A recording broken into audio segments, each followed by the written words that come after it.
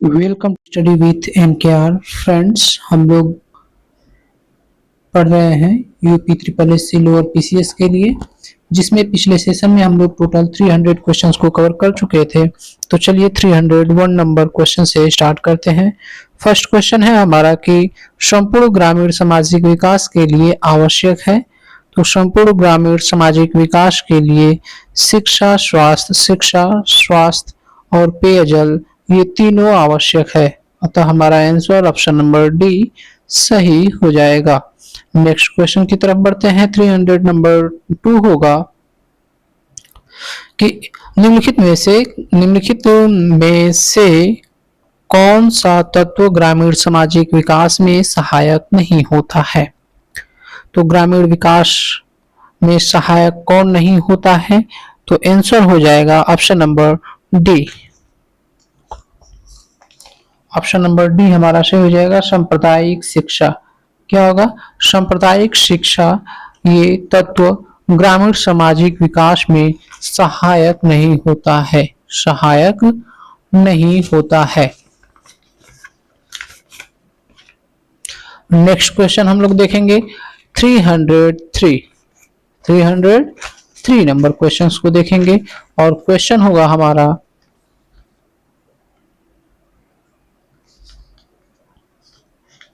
कि निम्नलिखित में से किस समाज को अफ्रीकन समाज के साथ संबंधित किया जाता है। तो ऑप्शन नंबर ए कृषक समाज को, बी जनजाति समाज को, सी औद्योगिक समाज को एंड डी एबीसी सभी। तो आंसर होगा ऑप्शन नंबर बी जनजाति समाज को। जनजाति समाज को अफ्रीकन समाज के साथ संबंधित किया जाता है। नेक्स्ट क्वेश्चन है दिए गए कथनों में से कौन सा एक जनजातीय समाज के संबंध में गलत है। फर्स्ट है कि जनजातीय जीवन एक समेकित जीवन है, ये सही है। अगला है जनजातीय समाज का आकार छोटा है, ये भी सही है। नेक्स्ट जनजातीय समाज सरल जीवन व्यतीत करता है, सही है। और डी है कि जनजातीय समाज बहुत अधिक विभेदीकरण पाया जाता है, तो ये गलत है। हमारा आंसर हो जाएगा ऑप्शन नंबर डी, क्योंकि गलत ही पूछा है। नेक्स्ट क्वेश्चन है भारतीय जनगणना 2011 के अनुसार अनुसूचित जनजातियों की संख्या देश की कुल जनसंख्या के कितने परसेंटेज है। तो यह 8.6% है। दिए गए किन राज्यों में अनुसूचित जनजातियां नहीं पाई जाती हैं। तो अनुसूचित जनजातियां किसमें नहीं पाई जाती है, तो ये तीनों पंजाब, हरियाणा और पुदुचेरी, ये तीनों में अनुसूचित जनजातियां नहीं पाई जाती है। अनुसूचित जनजातियों के प्रतिशत का सर्वाधिक भारत के किस राज्य में पाया जाता है। तो ये पाया जाता है ऑप्शन नंबर सी मिजोरम में पाया जाता है। किसमें? मिजोरम में पाया जाता है। निम्नलिखित में से नेक्स्ट है कि निम्नलिखित में से कौन सा व्यवसाय कृषक एवं खेतिहर समाज द्वारा किया जाता है। तो कृषक और खेतिहर समाज के द्वारा ये तीनों की जाती है, कृषि, मत्स्य पालन और पशुपालन। अतः हमारा आंसर हो जाएगा ऑप्शन नंबर डी। नेक्स्ट है दिए गए तत्वों में से कौन सा कृषक समाज की सामाजिक आर्थिक संरचना के संबंध में सही नहीं है। तो कौन सही नहीं है, तो आंसर हो जाएगा 309 नंबर का आंसर होगा कि एकाकी परिवार ये कृषक समाज की सामाजिक आर्थिक संरचना के संबंध में सही नहीं है। नेक्स्ट क्वेश्चन निम्नलिखित में से कौन सी एक पर्यवेक्षित कृषक की विशेषता है। पर्यवेक्षित कृषक की विशेषता कौन सी है। तो ऑप्शन नंबर डी कि श्रमिकों से कष्ट करवाता है, श्रमिकों से कष्ट करवाता है, यह पर्यवेक्षी कृषक की विशेषता है। नेक्स्ट क्वेश्चन कि औद्योगिक समाज में नहीं होता है। औद्योगिक समाज में ऑप्शन नंबर ए अनौपचारिक सामाजिक नियंत्रण नहीं होता है। निम्नलिखित में से कौन ग्रामीण समाज के विकास और परिवर्तन को अभिप्रेरित नहीं करता है। तो ये ऑप्शन नंबर सी श्रम विभाजन की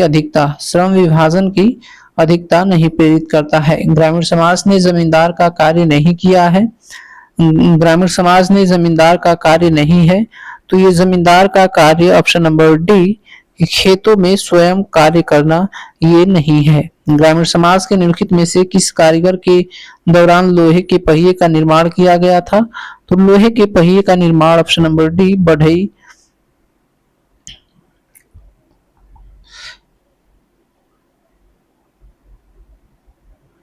बढ़ई के दौरान जो है ये लोहे के पहिए का निर्माण किया गया था। ग्रामीण समाज में चल संपत्ति का रूप है, तो ग्रामीण समाज में चल संपत्ति का रूप है ये आभूषण चल संपत्ति का रूप है।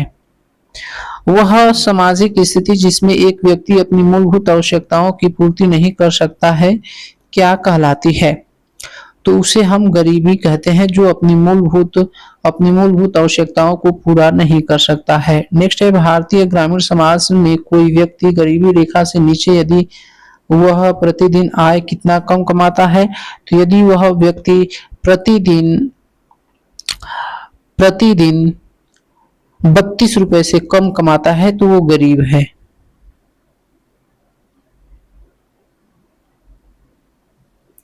श्री रंगराजन समिति की रिपोर्ट के आधार पर भारतीय ग्रामीण समाज में कोई व्यक्ति गरीब समझा जाएगा यदि वह प्रतिदिन 32 रुपए से कम कमाता है। कितना? 32 रुपए से कम कमाता है। सामाजिक वानिकी कार्यक्रम के अंतर्गत किस संस्थान पर वृक्षारोपण नहीं किया जाता है? तो ये सड़कों एवं रेल की पटरियों के साथ साथ नहीं किया जाता है। नेक्स्ट क्वेश्चन है कि भारतीय ग्रामीण परिवारों में कितने प्रतिशत परिवार आज भी मिट्टी के तेल का प्रयोग कर खाना बनाते हैं? तो मिट्टी का तेल का प्रयोग करके 1% लोग खाना बनाते हैं। 2020 में मिट्टी के तेल का खुदरा मूल्य कितने रुपए प्रति लीटर था? तो 2020 में मिट्टी के तेल का खुदरा मूल्य यह 47.58 47.8 रुपए था। नेक्स्ट क्वेश्चन हमारा होगा क्वेश्चन नंबर 22 कि भारतीय रिजर्व बैंक द्वारा सबसे पहले वित्तीय समावेशन शब्द का प्रयोग किया गया था। तो सबसे पहले वित्तीय समावेशन का प्रयोग 2005 से 6 में किया गया था। भारतीय ग्रामीण समाज का मुख्य व्यवसाय क्या है? भारतीय ग्रामीण समाज का मुख्य व्यवसाय कृषि है। वर्ग विभेद निम्नलिखित में से किस समाज की प्रमुख विशेषता है?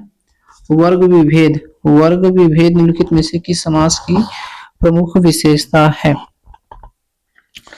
तो वर्ग विभेद ये किस समाज की प्रमुख विशेषता है?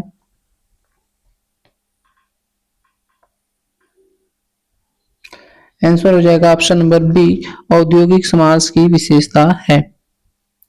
नेक्स्ट क्वेश्चन है कि ग्रामीण समाज की आर्थिक संरचना में निम्न में से कौन शीर्ष पर होता है? निम्न में से कौन शीर्ष पर होता है?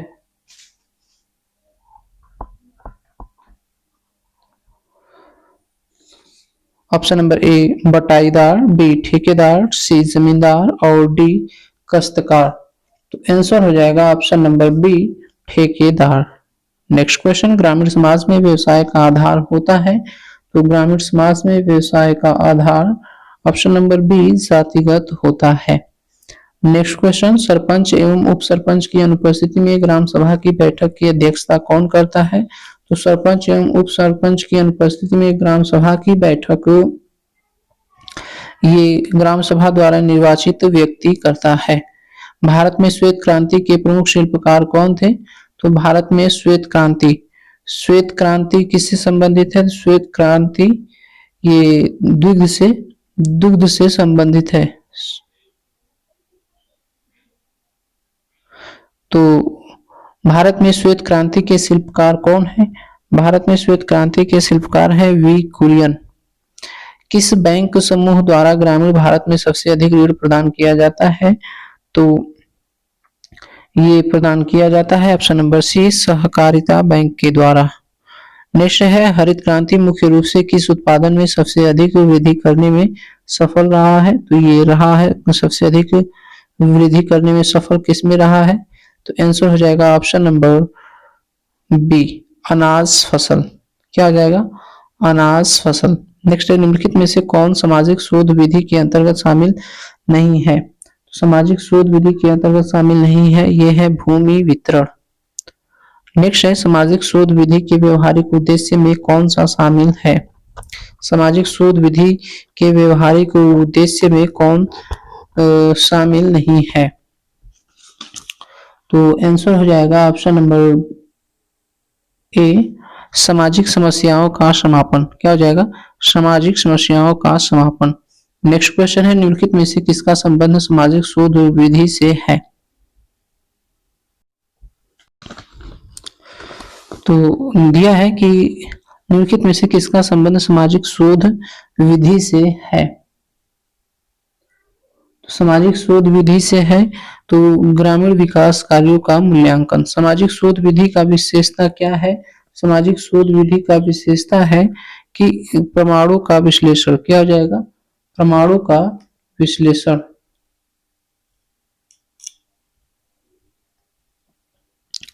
नेक्स्ट क्वेश्चन होगा कि सामाजिक सर्वेक्षण विधि की सीमा या सीमाएं है। तो सामाजिक सर्वेक्षण विधि की सीमा या सीमाएं कितनी है? तो ये सीमा है ऑप्शन नंबर सी, निर्दर्शन त्रुटि। क्या हो जाएगा? निर्दर्शन त्रुटि। सामाजिक सर्वेक्षण विधि का प्रकार क्या है? सामाजिक सर्वेक्षण का प्रकार है ऑप्शन नंबर डी, सौमित सर्वेक्षण, जनगणना सर्वेक्षण और मौलिक सर्वेक्षण। नेक्स्ट है सामाजिक सर्वेक्षण विधि का उद्देश्य निम्नलिखित में से क्या है? सामाजिक सर्वेक्षण विधि का निम्नलिखित में से उद्देश्य क्या है? तो इसका उद्देश्य है ऑप्शन नंबर डी, लोचपूर्णता। क्या हो जाएगा? लोचपूर्णता। नेक्स्ट है सामाजिक सर्वेक्षण विधि का प्रमुख गुण है। तो सामाजिक सर्वेक्षण के प्रमुख गुण है option number D, A B C तीनों हो जाएगा। वैकल्पिक परिदृश्य परिकल्पना, परिकल्पना का निर्माण और परिणात्मक सूचनाएं।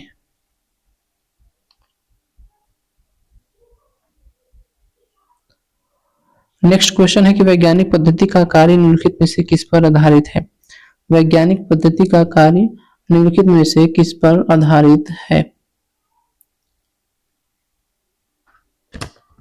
तो आंसर हो जाएगा ऑप्शन नंबर ए, परीक्षण पर आधारित है। नेक्स्ट है वैज्ञानिक शोध पद्धति की विशेषता या विशेषताएं क्या है? तो वैज्ञानिक शोध पद्धति की विशेषता है ऑप्शन नंबर डी, वस्तुनिष्ठता, भविष्यवाणी और तार्किकता। नेक्स्ट क्वेश्चन है कि निम्नलिखित में से कौन ऐतिहासिक अनुसंधान पद्धति में शामिल नहीं है? तो निम्नलिखित में से कौन ऐतिहासिक अनुसंधान पद्धति में शामिल नहीं है? तो आंसर हो जाएगा ऑप्शन नंबर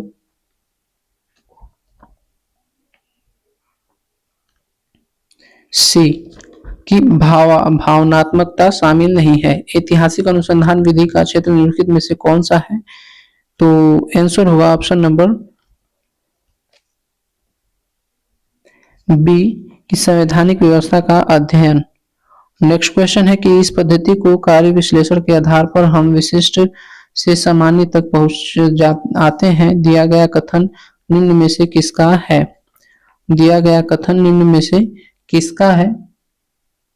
तो आंसर हो जाएगा ऑप्शन नंबर डी, रेडक्लिफ का है। निम्नलिखित में से तुलनात्मक पद्धति के शोध चरण का भाग क्या है? तुलनात्मक पद्धति के शोध चरण का भाग है ऑप्शन नंबर डी की बी और सी, इकाइयों का अवलोकन और सामाजिक परिवर्तन का अध्ययन। नेक्स्ट क्वेश्चन है कि अवलोकन विधि के गुणों में शामिल नहीं है। अवलोकन विधि के गुणों में शामिल नहीं है ऑप्शन नंबर ए, कार्यकरण संबंध।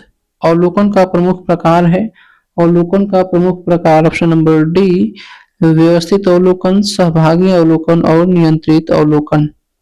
नेक्स्ट क्वेश्चन है निम्नलिखित में से कौन निदर्शन पद्धति की विशेषता नहीं है? निदर्शन पद्धति की विशेषता कौन सी नहीं है? तो आंसर हो जाएगा ऑप्शन नंबर बी, जटिल गूढ़ प्रक्रिया पालन। नेक्स्ट है निदर्शन पद्धति सीमा निम्नलिखित में से कौन नहीं है? तो ऑप्शन नंबर ए, लोचपूर्ण। क्या हो जाएगा? ऑप्शन नंबर ए, लोचपूर्ण नहीं है। नेक्स्ट क्वेश्चन है कि 349 नंबर क्वेश्चन होगा कि निम्नलिखित में से कौन सा उद्देश्य अनुसूची पद्धति का है? अनुसूची पद्धति का है तो आंसर हो जाएगा ऑप्शन नंबर डी, वैश्विक एवं प्रमाणिक अध्ययन। वैश्विक एवं प्रमाणिक अध्ययन। अनुसूची में निम्न में से किसकी विशेषताएं एवं गुणों का समन्वय पाया जाता है? तो ये ऑप्शन नंबर सी, प्रश्नावली का समन्वय पाया जाता है।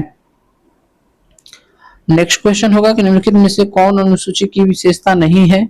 तो अनुसूची की विशेषता कौन नहीं है? आंकड़ों का संकलन अनुसूची की विशेषता नहीं है। निम्न में से कौन अवलोकन का प्रमुख प्रकार नहीं है? तो ऑप्शन नंबर सी, उपकल्पना का निर्माण करना अवलोकन का प्रकार नहीं है। नेक्स्ट है, निम्न में से कौन साक्षात्कार के उद्देश्य का भाग नहीं है? तो साक्षात्कार के उद्देश्य का भाग लचीलापन नहीं है। नेक्स्ट है, निम्न में से कौन साक्षात्कार के प्रमुख दोष हैं? तो साक्षात्कार के प्रमुख दोष हैं option number D, A, B, सी, खर्चीली विधि, एकरूपता में कमी और मौखिक उत्तर पर विश्वास। निम्न में से कौन प्रश्नावली प्रविधि का गुण नहीं है? प्रश्नावली प्रविधि का गुण नहीं है ऑप्शन नंबर सी, अपूर्ण सूचना। अंतर वस्तु विश्लेषण पद्धति की सर्वप्रथम शुरुआत कब हुई थी? तो अंतर वस्तु विश्लेषण पद्धति की सर्वप्रथम शुरुआत कब हुई थी? ये शुरुआत हुई थी ऑप्शन नंबर बी, 1926 में। व्यक्तिक अध्ययन पद्धति में सामाजिक संबंधों के अध्ययन में शामिल होता है।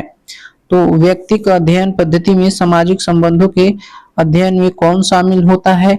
ऑप्शन नंबर डी हमारा सही हो जाएगा। ए, बी, सी, तथ्यों का विश्लेषण, सर्वांगीण अध्ययन, गुणात्मक विश्लेषण, और तो ये तीनों सही हो जाएंगे। नेक्स्ट है, निम्नलिखित में से सांख्यिकी विशेषता नहीं है। तो सांख्यिकी विशेषता कौन नहीं है? तो आंसर हो जाएगा ऑप्शन नंबर सी, व्यवस्थित एकीकृत की कमी। व्यवस्थित एकीकृत की कमी। निम्नलिखित में से कौन व्यक्तिक अध्ययन का प्रमुख गुण नहीं है? तो ये प्रमुख गुण कौन नहीं है? ऑप्शन नंबर हमारा बी सही हो जाएगा, पक्षपात की संभावना। क्या हो जाएगा? पक्षपात की संभावना। तो फ्रेंड्स, इस प्रकार से टोटल 359 क्वेश्चंस हम लोगों ने ग्राम समाज एवं विकास का कवर कर लिया है। मिलते हैं अगले सेशन में अगले टॉपिक के साथ, अगले मॉक टेस्ट के साथ। तो तब तक के लिए हमारे चैनल को आप सब्सक्राइब कर लीजिए। यदि अच्छा लगे तो अपने दोस्तों के भी साथ शेयर कीजिए, क्योंकि हमारे सब्सक्राइबर अभी बहुत कम है। चलिए मिलते हैं अगले सेशन में।